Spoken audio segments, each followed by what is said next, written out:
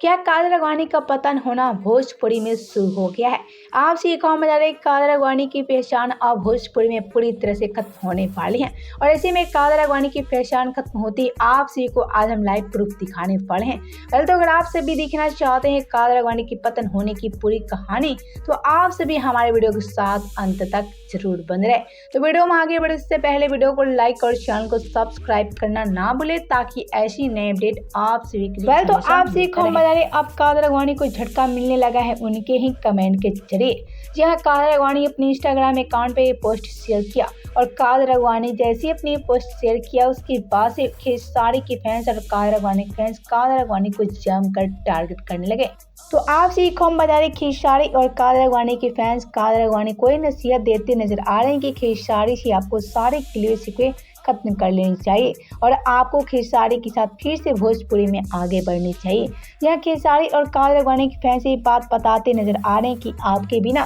भोजपुरी अधूरी पूरी तरह से हो चुकी हैं और ऐसे में आप चिंटू पांडे के चक्कर में मत रहिए और खेसारी के साथ फिर से आप आगे बढ़िए ताकि आप दोनों की जोड़ी फिर से भोजपुरी में नंबर 1 जोड़ी साबित हो जाए।